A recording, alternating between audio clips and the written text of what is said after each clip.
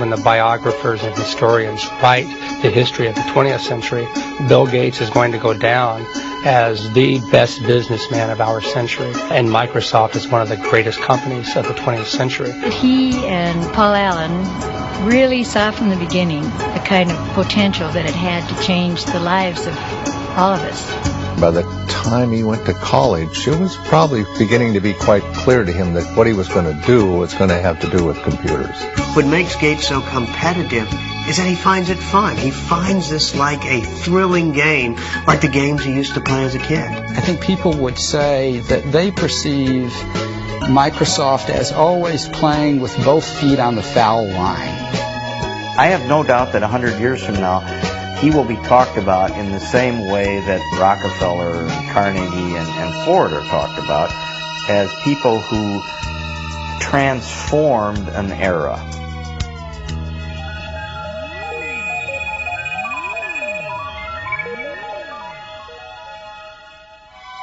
The Pacific Northwest, with its resources and raw beauty, has long lured pioneers and visionaries.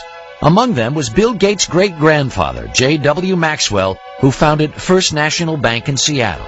The Maxwells enjoyed their privileges and social position, but were never ostentatious.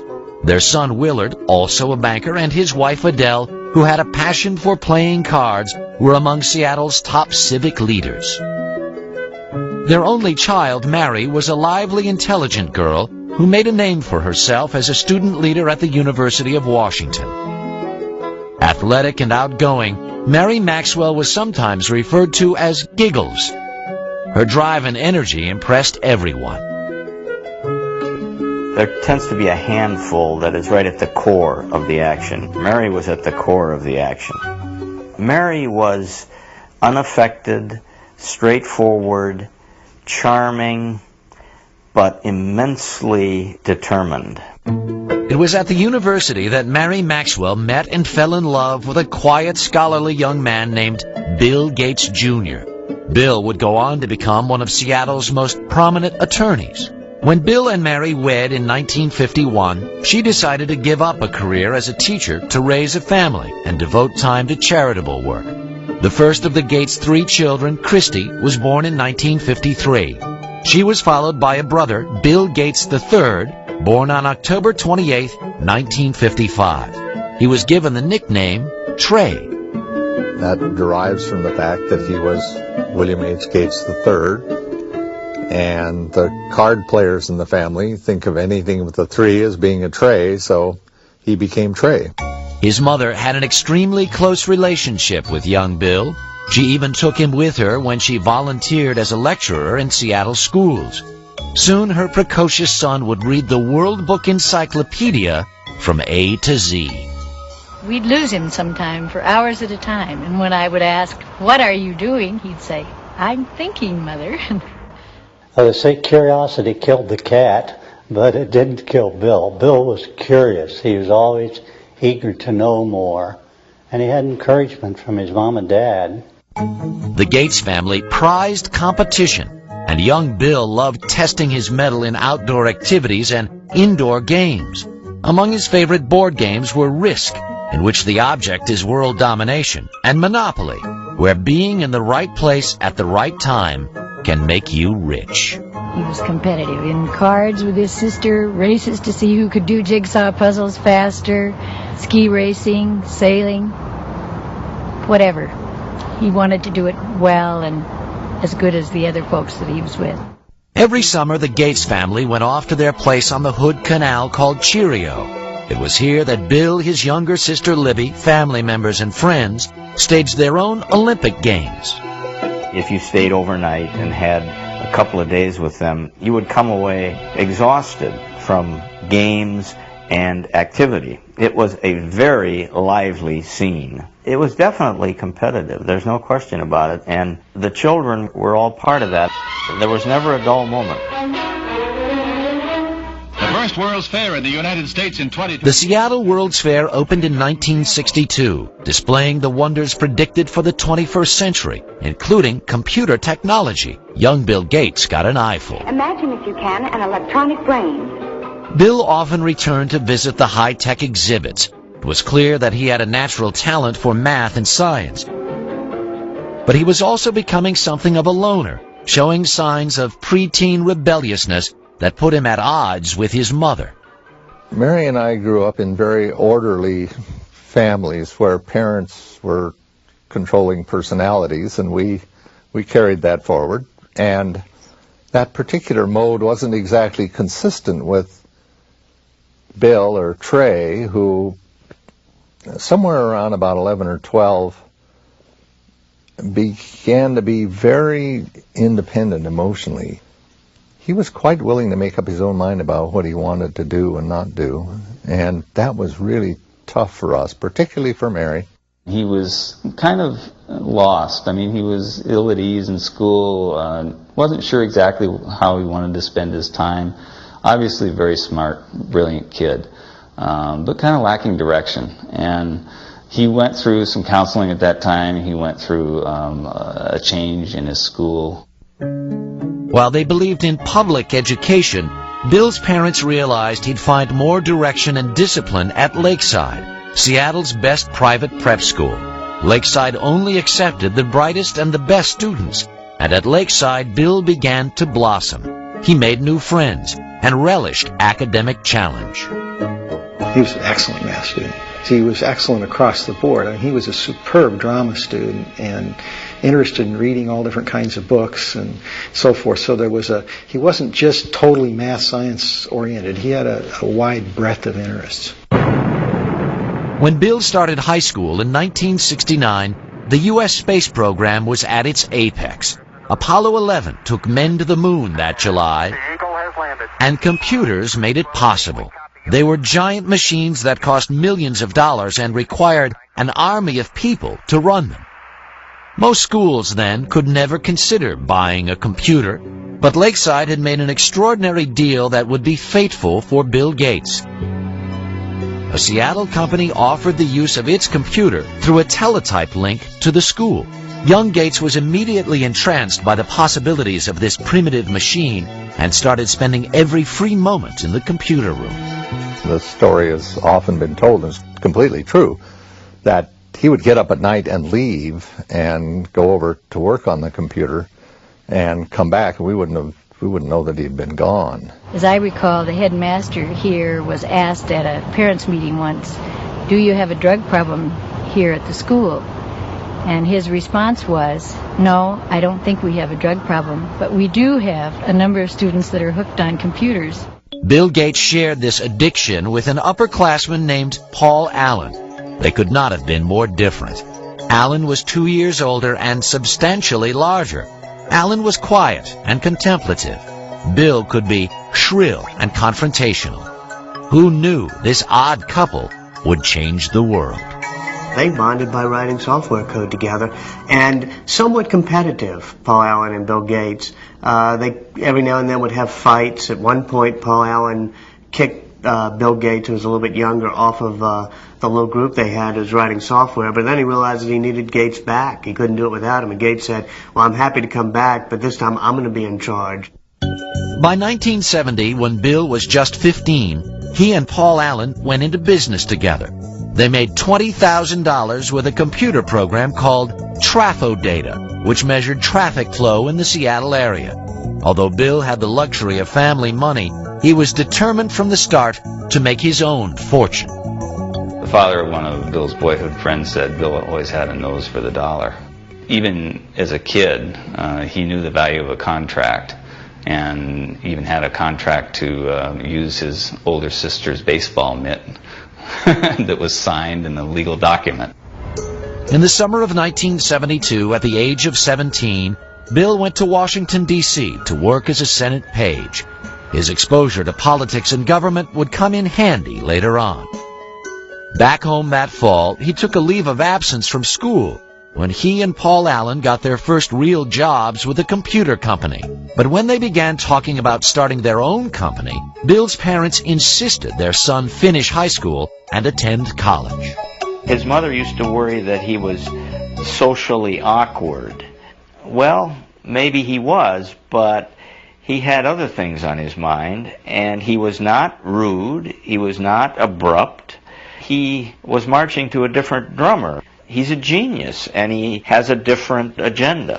Bill graduated from Lakeside in 1973, and his parents took great pride in his acceptance at Harvard University.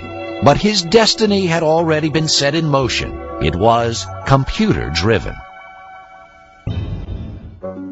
In the fall of 1973, Bill Gates said goodbye to his family and Seattle and headed east to Cambridge, Massachusetts. As a freshman at Harvard, he thought briefly about preparing for a career in law, but no course of study ignited his imagination like his work with computers.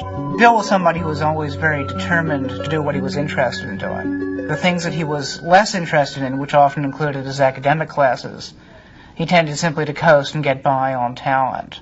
I remember there was a course in Introduction to Greek Literature where he'd really done, as best as I could tell, none of the work during the year.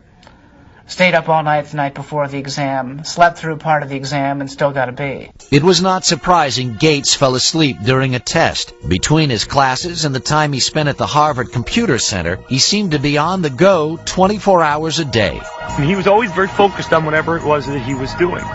He could come into his room, not get undressed, just kind of lie down on his bed, which of course would be not made because he had never had time for that, and just fall asleep. Door open, fully clothed, lie down, sleep, and then when he's refreshed, boom, back up at it and whatever the next thing was. Bill paused long enough to make some lasting friendships at Harvard, but his social life was not a priority. He dated only occasionally with varying degrees of success. I interviewed several women who had dated Bill just briefly, and one told me the very first question Bill asked her was, "What did you score on your SAT test?" You know, this is not exactly, you know, what a young woman wants to hear. For Bill Gates, though, he had scored a perfect 800 on his math portion of the SAT, and this was a matter of pride with him, and he wanted to make sure whoever he was dating, you know, had scored a pretty high grade. Bill did shine in math, but when he found that he was not the #1 math student at Harvard, he decided against becoming a mathematician. He kept his academic options open and picked up some new skills outside of class. I spent a great deal of time playing pinball, video games, and especially poker, which was something that we all did a lot of back in college. And you know, poker, of course, is a very competitive game, and in many ways, perhaps the best preparation for the business world that one could imagine. And yeah, Bill really turned himself from being a player whom people would take advantage of to a very good poker player. But it was Paul Allen, Bill's former schoolmate and business partner, who delivered Gates' biggest stroke of luck. Allen had moved to Boston from Seattle for a job. In December of 1974, he picked up a magazine in Harvard Square. The cover of Popular Electronics announced the arrival of the world's first mini-computer kit, the Altair 8800. He rushed to show it to Bill. Gates and Allen knew instantly that the day of the personal computer had arrived. They saw that this was going to be an incredible force, an incredible dynamic for the society, and recognized the moment. The Altair was made by a small company in Albuquerque, New Mexico, not far from the former atomic testing grounds at Alamogordo. Ed Roberts, who ran the company, was looking for someone to create software to run on his little computers. Gates and Allen convinced him that they were the ones who could do it, and worked day and night at the Harvard Computer Center for 2 months. In February of 1975, Paul Allen went to Albuquerque to test the program. When he loaded the Altair with what Bill Gates called the coolest code I ever wrote, it worked. The importance of that moment would have an historic impact on the computer industry. I don't think we appreciated the significance of the Albuquerque thing when it first happened, but it didn't take long to realize that they were at the threshold of something that could be quite significant. For 19-year-old Bill Gates, life would never be the same. In the summer of 1975, he and Paul Allen formed Microsoft. Their ongoing work with Ed Roberts' company became so consuming that Bill dropped out of Harvard just before his senior year and moved to Albuquerque. Mary Gates was deeply disappointed. We told him that we'd put some money aside for him to attend school, and if he didn't finish in a few years, we'd have to make some other use of those funds. And by that time, he allowed us out. That would be okay. He'd probably be able to afford to go back if and when the time came. Bill was certain that he'd made the right decision, but making it its software would not be easy. Back then, the personal computer culture was populated by users who shared new information and software. They were not interested in paying for it. It was a custom that put Bill at odds with his peers. Hey, it was a bunch of high school kids and college kids who were doing something very non-mainstream. And Bill was very unpopular because he said, hey guys, don't steal this stuff. We made it and we own it. And that was, yeah, he was one of the business guys in what was a lot of geek hackers. In fact, Gates wrote an open letter to computer hobbyists chastising them about making copies of Microsoft's program. It stated, as the majority of hobbyists must be aware, most of you steal your software. Hardware must be paid for, but software is something to share? Who cares if people who worked on it get paid? Is this fair? But those who have been reported to us may lose in the end.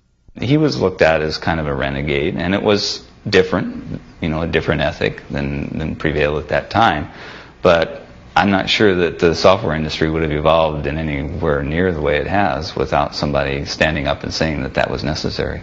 Bill had also been battling with Ed Roberts, who considered him spoiled and obnoxious. The two disagreed about almost everything, and Roberts was a formidable adversary. Ed Roberts was a massive man, something like 6'6", weighed 300 pounds. Here Bill Gates was. I mean, he formed Microsoft at age 19, and he looked like he was 13 years old. He was standing up to this bear of a man, going face to face with him and screaming and shouting matches. A final confrontation came in May of 1977, when Roberts sold his business, and Gates had to sue to keep the software he and Paul Allen created for the company. Gates won. We take a hard line on software. Microsoft expanded into new software languages, and Gates and Allen started to sell their products to other computer companies. At the end of 1978, with sales approaching the 1 million mark, they moved Microsoft from Albuquerque to Seattle. Bill was glad to be home and soon added pitchman to his rapidly expanding resume. We always design with the future in mind. Our research people are always tracking the latest in hardware and software technology. It was Bill Gates who was actually the real marketing genius behind Microsoft. Early on, he was the one who was actually going out on the road and trying to sell this company and its software. And oftentimes, he would take his mother with him on these trips. Bill's highly respected and well-connected mother would come to play a pivotal role in Microsoft's future. Mary served on a number of corporate boards as well as the University of Washington. She was on the National Board of United Way. Also on the National Board of United Way was the CEO of IBM, which is how her son met the CEO of IBM, through her. What would your ideal home computer be like? By November of 1980, IBM was banging on the door of the fledgling Microsoft. The largest maker of computers in the world now wanted to talk to Gates and Allen about coming up with an operating system for their new line of personal computers. From the beginning, IBM misjudged Bill Gates. He looked like a sub-team, he was skinny, had a real mop of hair, kind of casual, and basically people didn't take him seriously as a business person. But IBM soon discovered Gates was no amateur. He quickly convinced them that Microsoft could deliver their new software. First, he purchased an existing operating system which he then adapted for the IBM personal computers, calling it MS-DOS.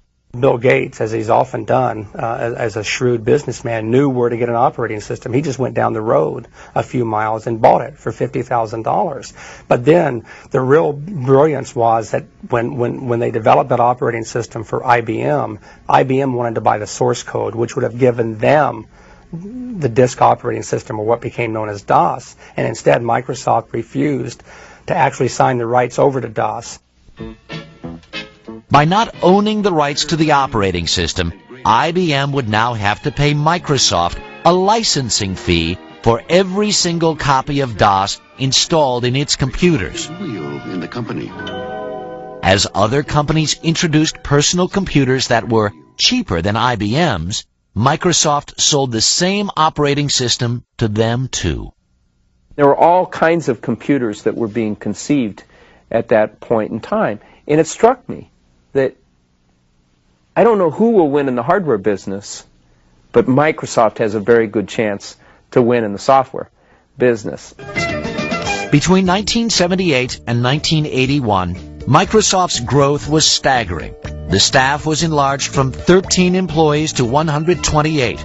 Revenues mushroomed from $4 to $16 million. By 1983, 30% of all the personal computers in the world were running Microsoft software. Still, Bill Gates never took his eye off the bottom line. He never flew first class unless it was absolutely necessary. You would often find him sitting in coach, in fact with a blanket over his head so he could get some sleep. So his parents taught him well early on the value of money and hard work, and translated later into his life with not only how he ran his personal life, but how he ran Microsoft. My name is Bill Gates. I'm chairman of Microsoft. The early 1980s was an exciting time for an industry run mostly by people under 30. Microsoft began working on software for innovative companies like Apple and its guru Steve Jobs. Apple's Macintosh computer and software were ingenious and user-friendly, and many believed Apple was the way of the future. To create a new standard, it takes something that's really new and really captures people's imagination. And the Macintosh, of all the machines I've ever seen, is the only one that meets that standard. It wouldn't be long before Microsoft and Apple would be locked in a bitter battle. And Bill Gates' partner and boyhood friend would be in the fight for his life.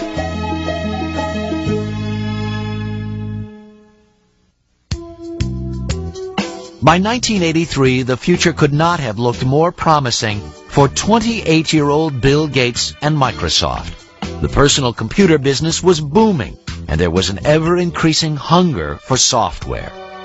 Bill Gates and Paul Allen were emerging as the crown princes of the personal computer age.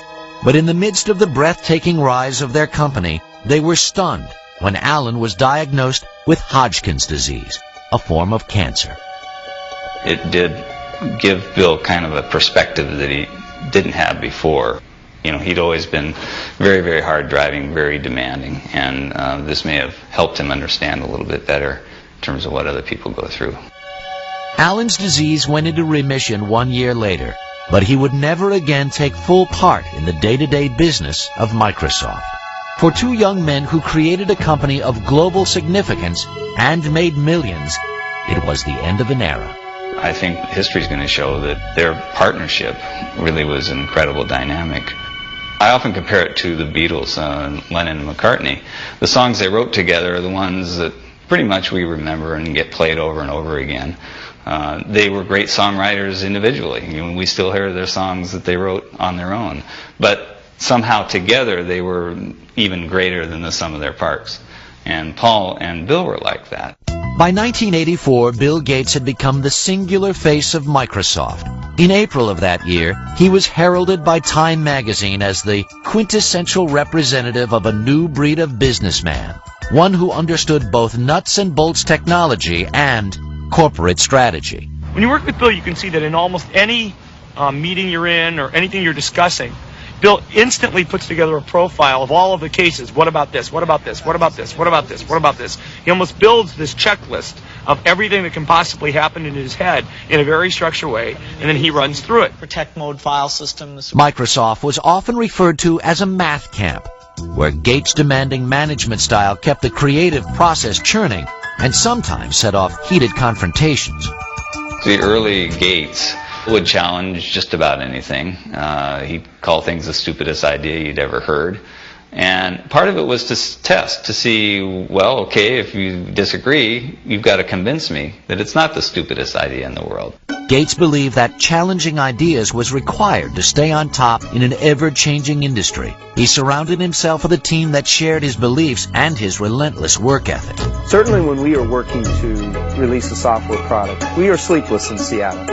There's a story about Bill from Miriam Lubau, his assistant. She was new to the company. She came in one morning and she didn't know if she should call police because there was this guy sleeping under a desk. But it turned out to be Bill. The effort was paying off. Microsoft posted more than $140 million in sales in 1985. Running a company on a round-the-clock schedule was not conducive to a social life. Bill Gates did manage to have one steady girlfriend in Jill Bennett. She told me that it was difficult maintaining a relationship with somebody who was working, 3 days straight without sleep. Oftentimes he would end up on her doorstep, half dead. He would be talking to her, thinking about software and doing something else, all three at the same time. She said it was amazing watching him. At the center of his marathon lifestyle was a new product. In 1986, Gates introduced Microsoft Windows. It would become the company's signature program. Critics quickly noted that in its use of a mouse and icons, it bore more than a passing resemblance to the Apple Macintosh operating system. If you know how to point, you already know how to use it. Macintosh, the computer for the rest of us. Apple had given Gates full access to their technology while he was working on new software for the Macintosh computer. Gates advised Apple early on that they should license their software, but Apple was more interested in selling computers than software, so they ignored the suggestion. Once again, Gates took advantage of an opening and ran with it. In this industry, we compete and we collaborate at the same time. Bill once had a conversation with me, says, I'm a competitor, so even though I'm a friend, don't tell me information that you don't want me to use against you, because I'm going to compete with you, and if you tell me something that's useful in competing, I'm going to use that information. Infuriated, Apple decided it would not allow Gates to take a bite out of its business and threatened to sue over Windows. Gates in turn said he would withhold Microsoft software Apple desperately needed. In the end, Microsoft overpowered Apple in the courts.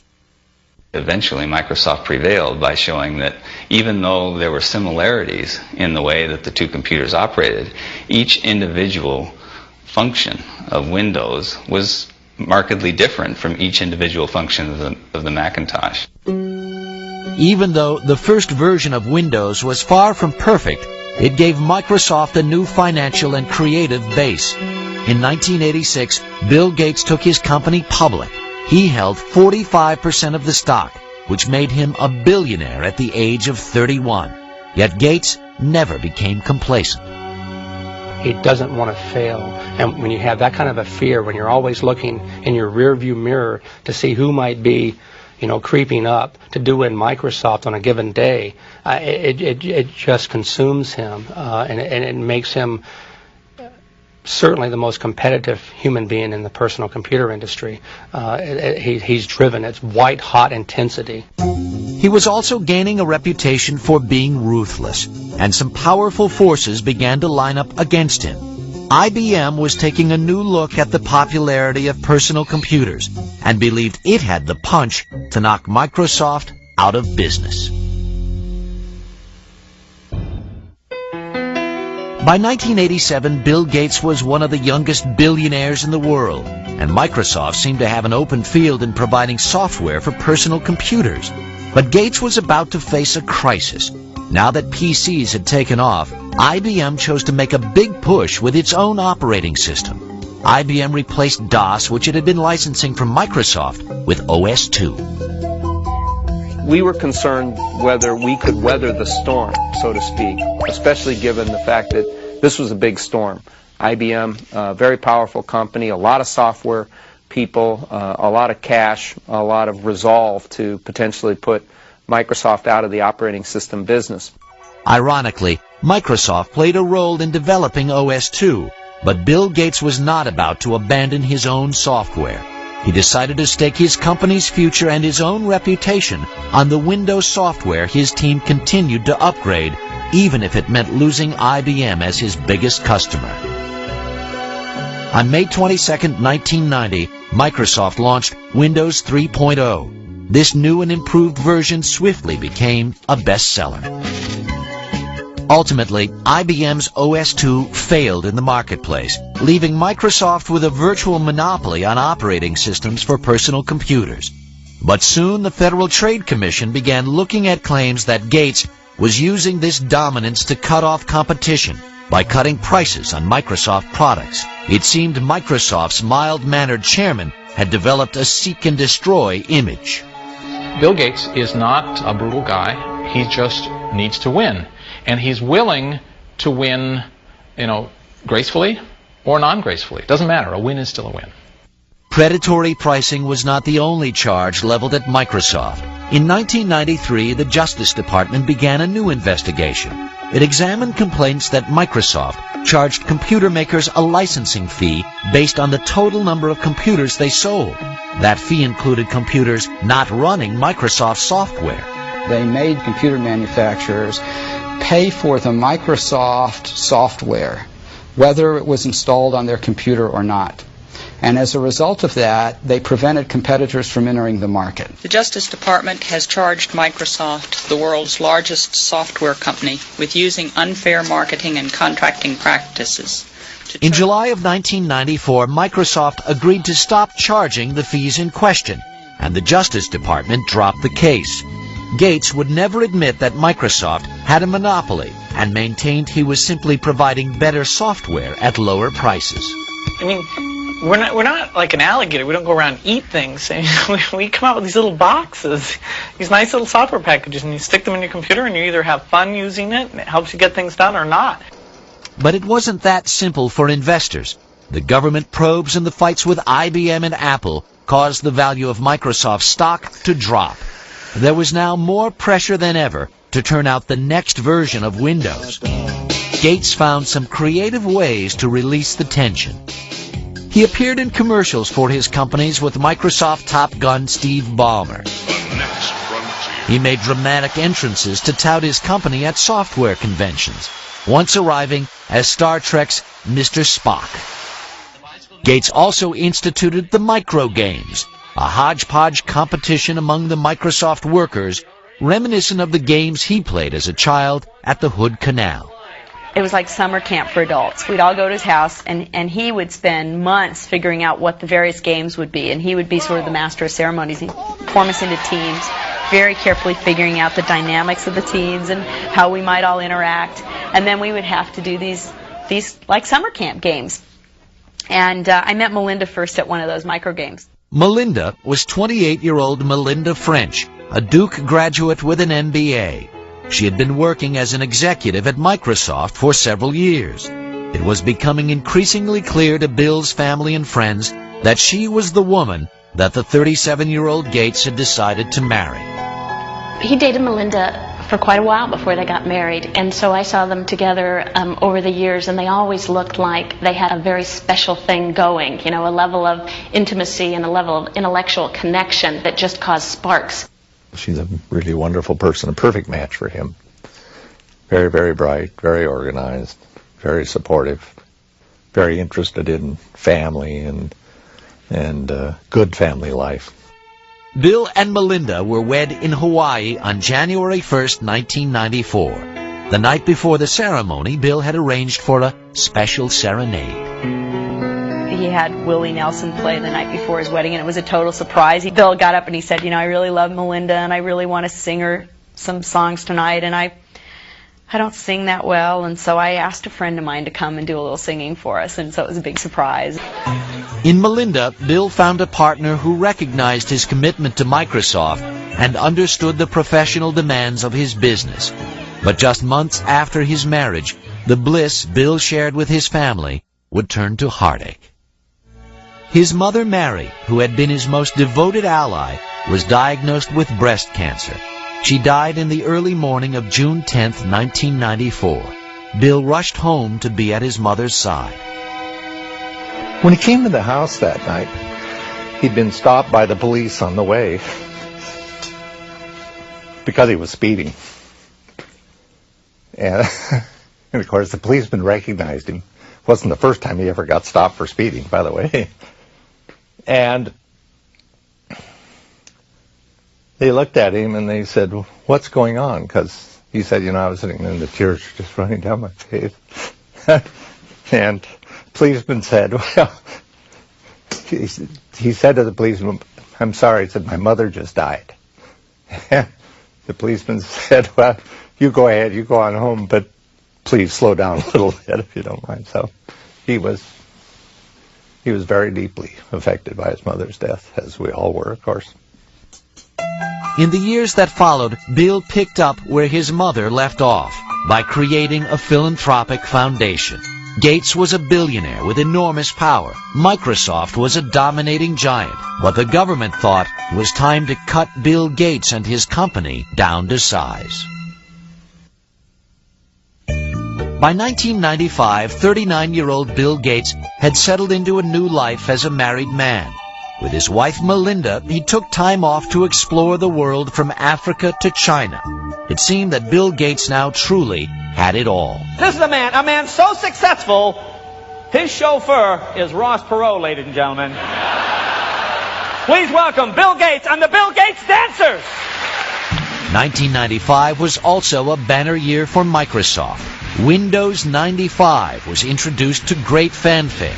Tonight Show host Jay Leno kicked off the ballyhoo for the new software. Windows 95 is so easy, even a talk show host can figure it out. Clearly, Gates was still Microsoft's best salesman, but from now on it wouldn't be all business for the boss. On April 26, 1996, Bill and Melinda welcomed their first child, a daughter, Jennifer. He just loves that little girl. It's just so marvelous to see. It's very gratifying to a father to see his own son have the same feeling about children that I did about him and his sisters. So it's really gratifying. At the age of 42, Bill Gates was an icon of the American establishment, the richest man in the world with a personal net worth of more than $50 billion, and a member of a power elite, which included President Bill Clinton, who shared his newfound enthusiasm for golf. The Gates style never meant flaunting wealth, but Bill spent considerable money for convenience and comfort. In 1997, Bill, his wife, and his daughter moved into a $54 million dream house. Along with family and guest quarters, there is a library housing the Leonardo da Vinci notebook for which Gates paid more than $30 million. Even though the house serves many business functions, for the Gates family, it's just home. It's a remarkably family-friendly home, given what it is. I remember the first time going there after it was fully finished, walking through it and seeing, little Tykes cars in various places and things like that. I mean, this is not an antiseptic home that you feel afraid to touch anything or sit anywhere. While Gates may live in a high-tech palace, he has maintained the sense of public service Mary Gates gave all her children. He has committed himself to giving away the bulk of his fortune with the help of his wife and father through the William H. Gates Foundations. They've donated $200 million for computers and libraries around the country, so others can experience the excitement Gates found as a child. Not everyone in this country can afford access to a computer, and it just makes him realize that offering that kind of access to all citizens, be they 12 years old or 92 years old, will allow everyone to pursue that same excitement that he had as a youngster at Lakeside. Gates and his family have also donated an estimated $800 million for educational projects and medical research. Although he's been criticized for not spending more time and money on philanthropy, at 42, Gates is not ready to give up the helm at Microsoft. The industry keeps changing. I mean, it's the perfect game because it never ends. You can't sit down and relax. In fact, by 1997, Gates found that he was way behind in the exploding Internet market. A company called Netscape was dominating sales of Internet browsers, the software needed to access Internet websites. In some sense, I think the Internet gave Bill a whole new lease on life because it was something new to conquer. Gates set out to close the gap with Netscape by including Explorer, his browser with every copy of the Windows operating system. It was viewed as a move to eliminate his chief rival. If Microsoft chooses to disadvantage Netscape or any other competitor, then the consumer doesn't get a fair choice. When the consumer doesn't get a fair choice, the market can't work effectively. Gates has been portrayed as a bully on some internet websites. With his company controlling 95% of the world's PC operating systems, many users believe he has prevented better products from entering the marketplace. In March of 1998, Bill Gates was called to the Senate, where he was once a page.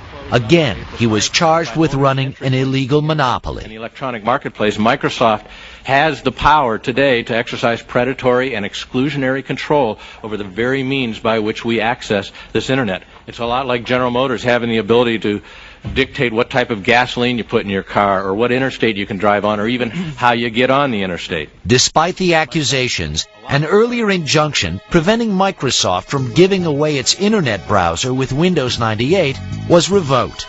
But Bill Gates was still not out of the woods. In May of 1998, the Justice Department in 20 states filed an antitrust suit against Microsoft.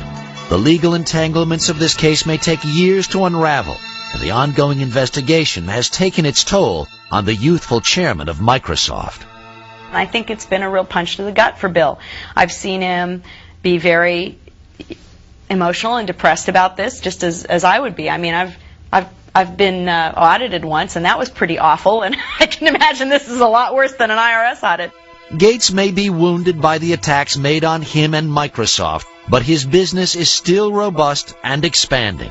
In 1996, he ventured into television for the first time with the 24-hour cable news channel MSNBC. And he now owns the world's largest archive of digitized photographs and art images. Gates has also been exploring the use of computer technology in entertainment with Hollywood moguls like Steven Spielberg. Bill Gates is still competing. Perhaps only history will be able to answer the question, is Gates a monopoly builder who crushed the competition, or simply a guy who built a better mousetrap?